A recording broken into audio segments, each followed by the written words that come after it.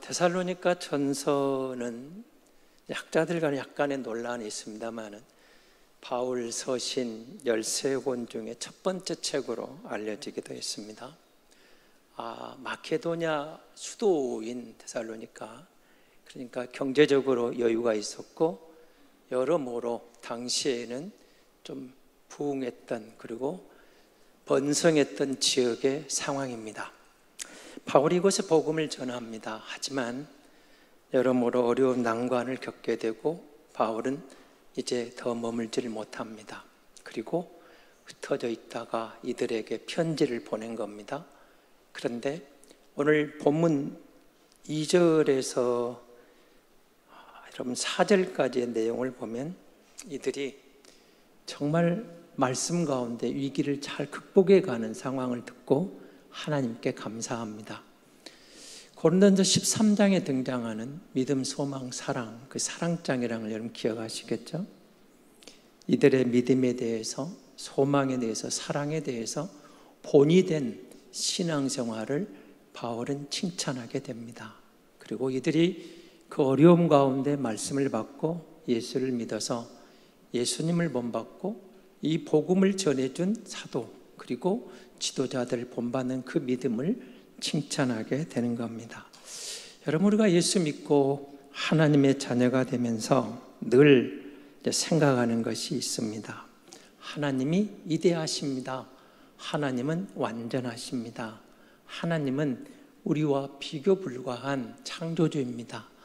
우리가 아무리 뛰어나고 위대한 것처럼 보여도 피조물에 불과합니다. 그래서 우리는 그 지혜로우신 온전하신 하나님의 통치를 받고 하나님의 돌보심과 하나님의 보호 아래 있다는 것이 행복입니다. 복입니다. 그걸 고백하게 되는 것이죠. 우리가 말하는 하나님의 섭리라는 단어를 많이 들어보셨을 겁니다. 하나님의 섭리. 하나님의 섭리를 묵상하라. 이 말은 이런 뜻입니다. 우리가 하나님 말씀을 묵상하라는 말은 많이 들으셨죠? 하나님의 말씀을 묵상하면서 그 말씀이 우리 가운데 인도해 가는 것을, 은혜를 경험하게 되는 겁니다. 근데 하나님의 섭리를 묵상하라, 이 말은 여러분 지난날 지금 나의 시점에서 이전의 내 삶을 돌아보면서 많은 일들이 있었죠. 인간적으로, 영적으로 삶의 질곡도 있었고 좋은 일도 있었고 아픈 일도 있었고 감사한 일도 있었고 억울한 일도 있었습니다. 그런데 우리가 하나님의 섭리를 노래하게 됩니다. 하나님의 은혜입니다. 우리 예배 끝나고 돌아가면서 모든 것이 하나님의 은혜라고 찬양을 합니다. 그냥 부른 노래가 아닙니다. 하나님, 모든 것이 하나님의 은혜입니다. 사도 바울의 고백처럼 나의 나된 것은 하나님의 은혜입니다. 하나님의 은혜를 찬양하면서 하나님이 섭리하셨습니다. 하나님이 역사하셨습니다. 하나님이 돌보셨습니다. 그런 고백을 하게 됩니다. 자, 그러면서 이제 우리 앞에 또 다른 문제가 봉착될 때, 다가올 때 어떻게 하는 거죠? 다시 하나님의 약속을 믿고 나를 여기까지 인도하신 하나님께서 이후에도 섭리하시고 역사하셔서 나를 다스려 주실 것을 믿습니다 라고 확신에 찬 믿음으로 주를 의지하는 거죠. 여러분, 하나님의 섭리가 우리를 여기까지 인도해 주셨습니다. 그 섭리의 은총 안에 우리가 있는데요, 우리의 건강도, 우리가 누리는 부귀, 영화, 모든 것들, 삶이 하나님의 은혜입니다. 여러분, 전 잠언 22장 4절 말씀을 기억하신가요? 겸손과 여호와를 경외함의 보상은 재물과 영광과 생명이니라. 저는 그 말씀을 묵상할 때마다 좋은 것 거기 다 있습니다. 겸손한 성도에게, 여호와를 경외하는 하나님의 자녀들에게 재물과 영광과 생명을 약속하고 있습니다.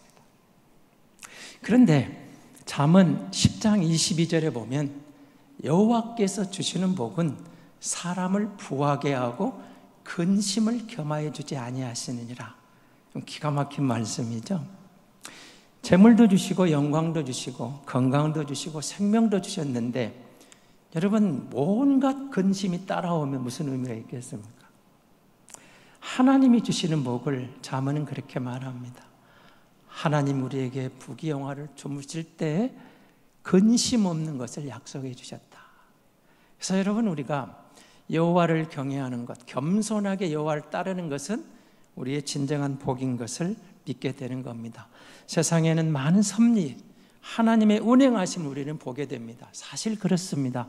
태초에 하나님이 천지를 창조하시니라. 모든 만물이 하나님이 지으셨습니다. 길 가시다 들판에 있는 풀 한 포기도 꽃 한 송이도 하늘을 나는 새 한 마리도 여호와의 작품이고 하나님이 돌보십니다. 이 꽃 한 송이도 식물 하나도 모든 생명 있는 것들, 모든 만물이 여호와로 말미암아 이 땅에 주어진 것이고 우리에게 주신 하나님의 은총입니다.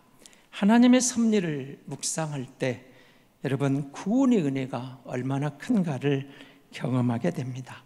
하나님이 주신 많은 복이 있지만 복 중의 복은 내가 주의 진리를 받고 회개하고 회심하여 여호와께로 돌아와 하나님의 자녀가 되었다. 구원의 은총을 누리게 됐다. 이것보다 더 큰 은혜는 없습니다. 우리가 섭리 중에 섭리는 나를 예수 믿는 사람으로 하나님의 자녀로 이끌어 가시는 하나님의 은혜를 발견하는 겁니다. 여러분 에베소서 잘 아시는 에베소서 특별히 교회론에 대한 이야기를 많이 하고 있는데요. 1장 19절 20절에 보면 이런 말씀을 기록하고 있습니다. 그의 힘의 위력으로 역사하심을 따라 믿는 우리에게 베푸신 능력이 지극히 크심이었다는 것을 너희로 알게 하시기를 구하노라. 그의 능력이 그리스도 안에서 역사하사 죽은 자들 가운데 다시 살리시고 하늘에서 자기의 오른편에 앉으사. 여러분 은혜 중에 은혜는 구원의 은혜인데 하나님의 능력이 역사하셨다. 예수 안에서 그리스도를 살리시고 부활하시고 하나님의 온신 그 능력이 우리 가운데 역사하셔서 구원의 은혜를 허락하셨던 것보다 더 큰 은총은 없다는 겁니다. 구원의 은혜는 세상의 모든 것을 주고도 우리가 반드시 확인해야 되고 놓쳐서는 안 될 은혜입니다. 요한계시록 3장 18절은 그 부분을 이렇게 이야기를 합니다. 내가 너를 권하노니 내게서 불로 연단한 금을 사서 부요하게 하고 흰 옷을 사서 입어 벌거벗은 수치를 보이지 않게 하고 안약을 사서 눈에 발라 보게 하라. 우리가 영적으로 벌거벗었음을 깨닫게 하는 것, 우리의 눈이 떠서 영안이 열려서 주님을 볼 수 있는 안목이 있는 것, 귀가 열려서 말씀을 알아들을 수 있는 깨달음이 오는 것이 구원받은 성도의 은혜인데 우리가 가장 귀하게는 금은보와 모든 것을 들여서라도 사야 되는 것들, 사실은 세상에 있는 모든 것을 가지고도 살 수 없는 은혜죠. 빌 게이츠가 아무리 부자라고 해도 자기 전 재산을 가지고 자기 생명 하나라도 살 수 있겠습니까? 아닙니다. 살 수가 없습니다. 우리가 구원받은 것은 전적인 하나님의 은혜인데 그 은혜 가운데서 우리가 들어왔다는 것입니다. 구원의 은혜, 오늘 4절은 뭐라고 그러죠? 하나님의 사랑하심을 입은 형제들아, 그 다음에요 너희를 택하심을 아노라. 하나님이 우리를 택하셨다는 겁니다. 오직 하나님의 선택하신 자들에게 하나님이 은혜를 베푸셔서 그 섭리 가운데서 우리를 구원의 반열에 이르게 하셨다는 겁니다. 여러분 돌아보시길 바랍니다. 지난날의 섭리, 하나님의 역사하심, 하나님의 돌보심 우리가 돌아볼 때 그냥 내가 예수 믿고 구원받은 게 아니었다는 겁니다. 하나하나가 그 사람을 통해서, 그 교회를 통해서, 그 찬양을 통해서, 그 예배를 통해서, 그 집회를 통해서 누군가를 통해서 교묘하게 하나님이 인도하시는 섭리가 작용해서 내가 예수 그리스도에 대한 복음을 듣고 반응하게 하시고 예수를 믿어서 구원의 반열에 드는 은혜를 허락해 주셨음을 깨닫게 되는 겁니다.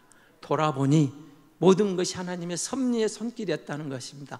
아, 하나님이 그렇게 역사했구나, 하나님이 그렇게 내게 함께 하셨구나. 그때는 깨닫지 못했는데 여러분 돌아보니까 우리의 걸음마다 자국마다 하나님의 돌보심이 있었다는 것을 경험하게 되는 겁니다. 그래서 우리가 그 하나님의 선하심을, 인자하심을 찬양할 수 있는 것입니다. 하나님의 섭리를 묵상하면서 하나님이 역사하셨구나, 하나님이 돌보셨구나, 하나님이 함께 하셨구나, 이런 고백들은 그냥 입에 바른 소리가 아닙니다.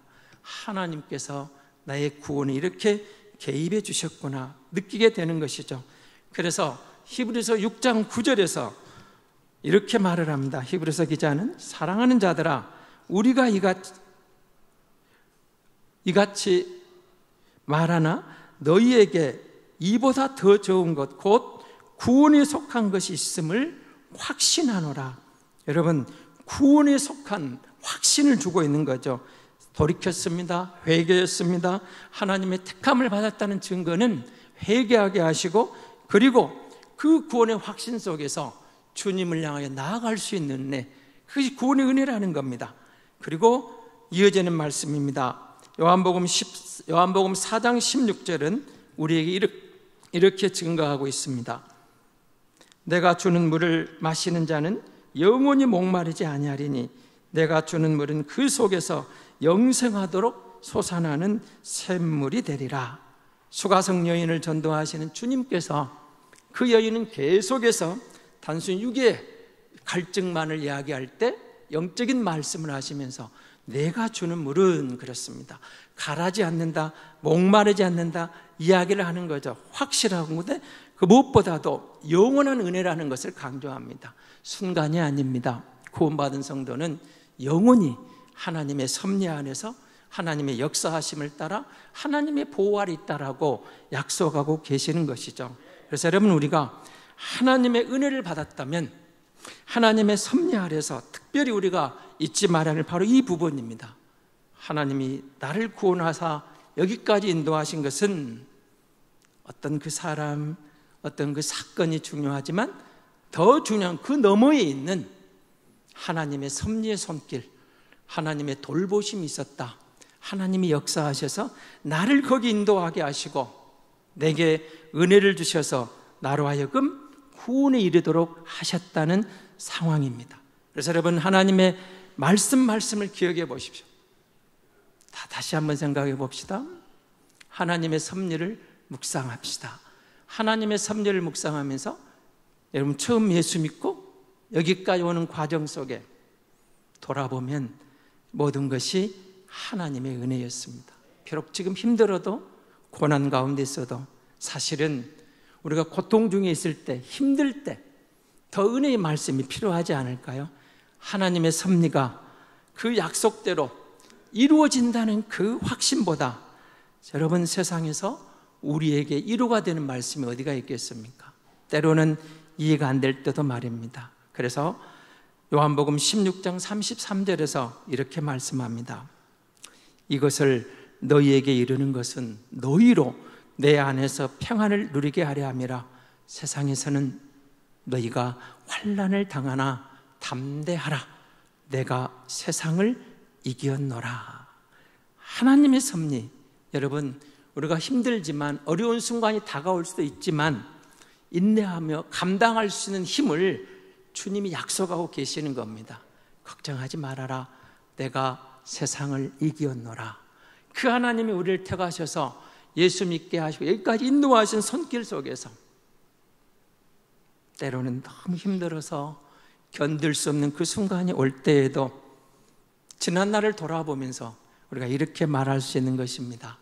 하나님이 그때도 함께 하신 것처럼 지금도 함께 하실 줄을 믿습니다. 우리가 잘 아는 로마서 8장 28절에 우리가 알거니와 하나님을 사랑하는 자 곧 그 뜻대로 부르심을 입은 자들에게는 모든 것이 합력하여 선을 이루느니라. 하나님이 맞습니다. 하나님이 옳습니다. 하나님이 온전하십니다. 우리가 그 하나님을 신뢰할 수 있는 근거가 있는 거죠. 잘 아시는 사무엘상 17장 아시죠? 생각이 잘 안 나올 수 있는데 제 말은 금방 떠올릴 겁니다. 골리앗입니다. 다윗과 골리앗.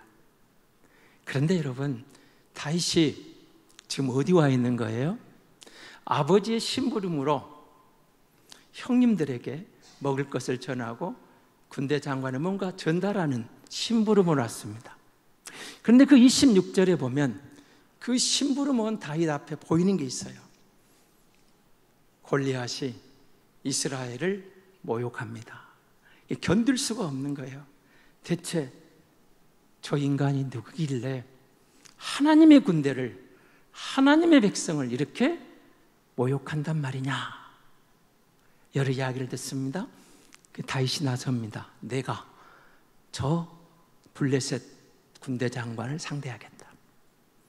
말도 안 되는 소리죠. 형님들이 말립니다. 그리고 주변에 다 말립니다. 다윗이 나가겠다는 게 드디어 왕 앞에 섭니다. 36절에 보면 사울왕이 만류할 때 다윗이 이렇게 말을 합니다. 걱정하지 마십시오. 내가 아버지 양떼를 칠 때 하나님께서 사자의 발톱으로, 곰의 발톱으로부터 나를 지켜주셨고 나는 그 양떼를 지킬 수가 있었습니다. 지금 이 순간에 저 골리앗이 아무리 장대한 거인이어도 하나님의 군대를 모독하는 적을 난 견딜 수가 없습니다. 그때 하나님께서 사자의 발톱으로부터, 곰의 발톱으로부터 나를 지켜주신 것처럼 지금 이 상황에서도, 지금 이 순간에서도 하나님이 나를 지켜주실 줄 믿습니다. 여러분, 우리가 섭리를 묵상할 때 이런 은혜가 오는 겁니다. 한 번 산을 넘으면 평지만, 평탄하게만 다가오는 게 아니고 지금 어려운 위기가 봉착해 있어요. 자, 누가 봐도 다윗의 말은 말도 안 됩니다. 용맹스러운 사울왕도 머뭇거리고 있습니다. 그의 부하의 군대 장관들이 다 머뭇거리고 있습니다. 모든 이스라엘 군대가 골리앗 앞에서 벌벌 떠는 상황입니다. 그런데 어린 소년이 나서서 내가 하나님의 군대를 모독하는 저 블레셋 사람을 내가 상대하겠습니다. 무엇이 다윗에게 이걸 가져왔습니까? 지난날 내가 양을 칠 때 하나님께서 사자의 발톱으로부터, 곰의 발톱으로 나를 지켜주신 것을 생각한 거예요. 그걸 묵상한 거예요. 그게 생각나서 지금의 위기, 절대 위기입니다. 말도 안 되는 상황 같아요. 내가 할 수 없는 것 같아요.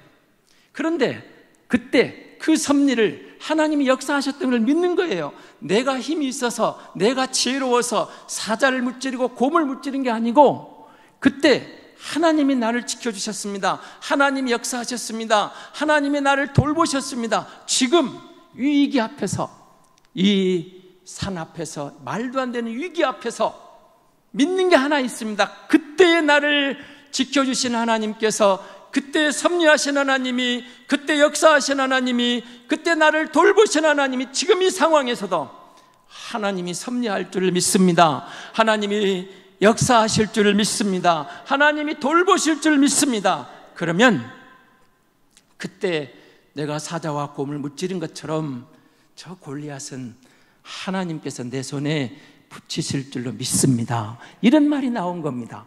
여러분, 그래서 우리가 하나님의 섭리를 묵상하는 말은 그런 뜻입니다.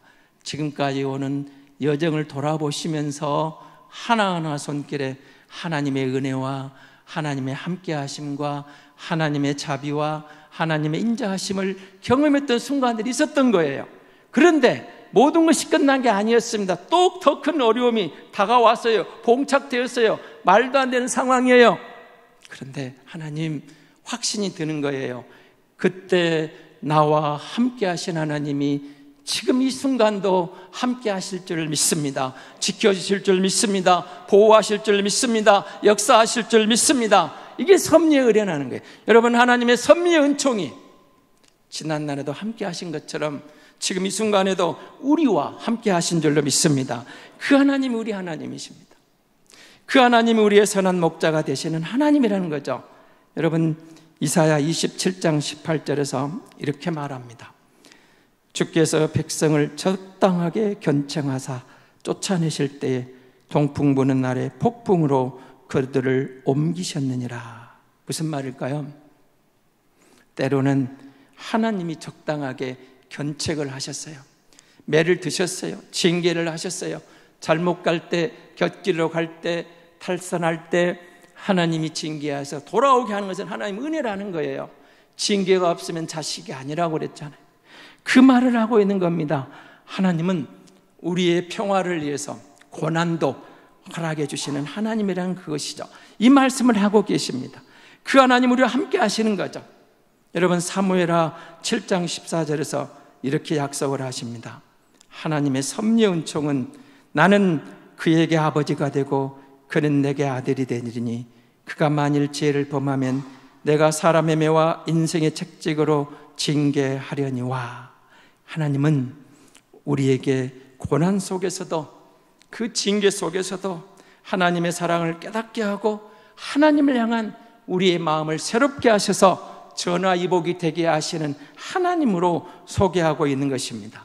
여러분, 우리가 누리는 즐거움은 크게 보면 두 가지가 있습니다.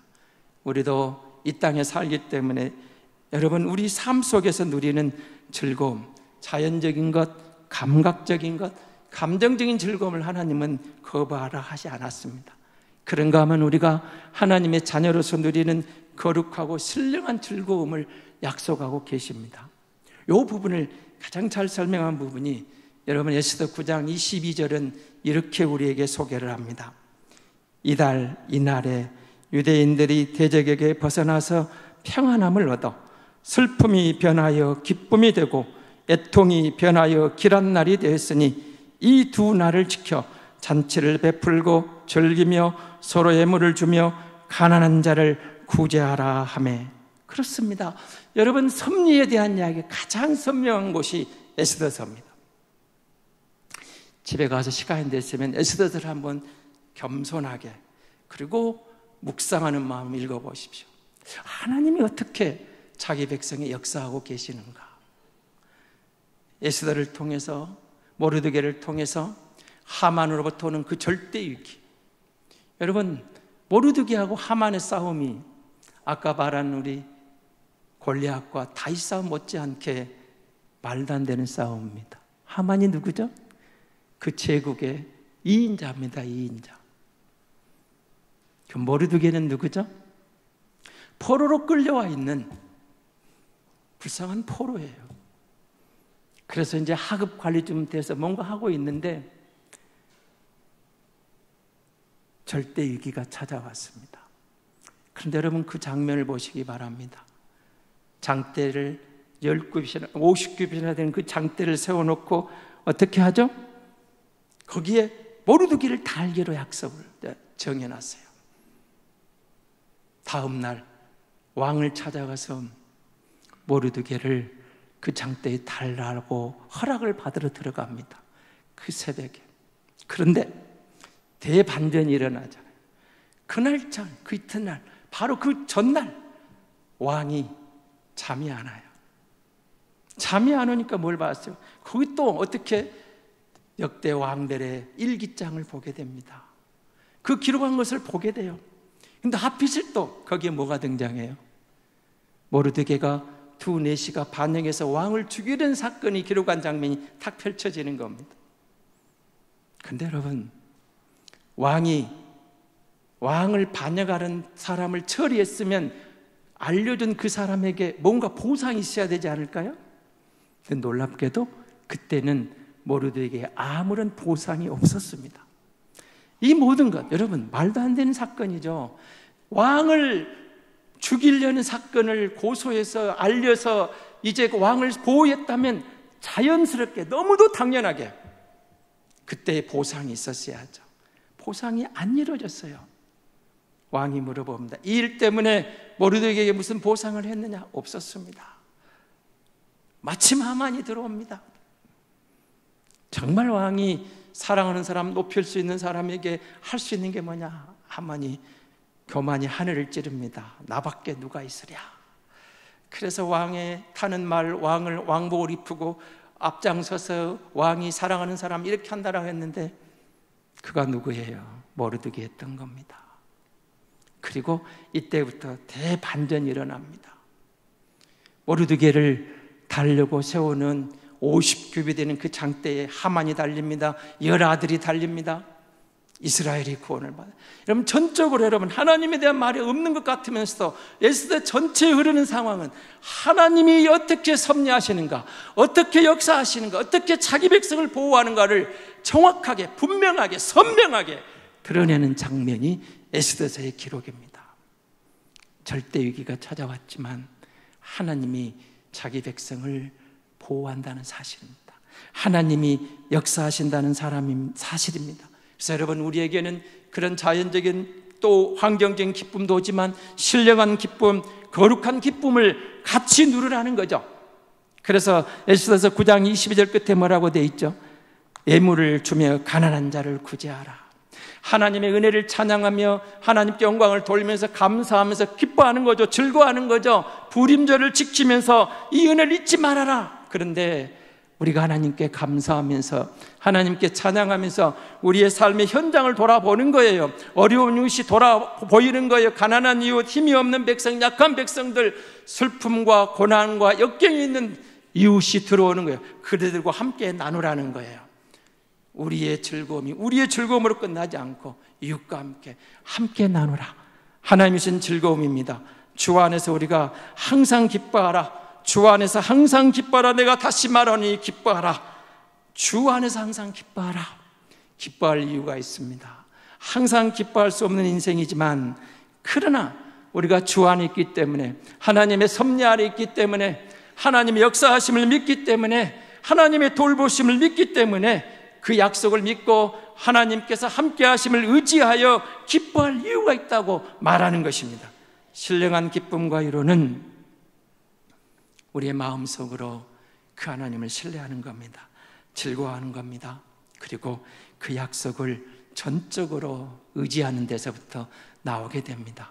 우리의 마음에 기쁨이 오면, 여러분, 성도는 어떤 상황 속에도 무엇이든지 하나님의 섭리를 의지하여 위로와 기쁨을 누릴 수 있게 될 줄로 믿습니다. 우리가 주의 은총 아래 있습니다. 우리를 향하신 하나님의 섭리를 묵상할 때 진정한 위로를 발견할 수 있습니다. 놀랍고 신비로운 하나님의 섭리가 이 땅 가운데 흐르고 있습니다. 하나님께서 우리를 향하여 인도해 가시는 선하신 돌보심이 있습니다. 우리가 하나님 앞에 무릎을 꿇을 때 우리가 상상할 수 없는 하나님의 계획하심이, 우리 앞날에 하나님의 계획하심이 우리 앞에 펼쳐지고 있다라고 말하고 있습니다. 이 약속을 믿는 성도는 하나님의 도우심을 삶에서 반드시 경험하며 승리하며 하나님의 돌보심을 노래하게 될 줄로 믿습니다.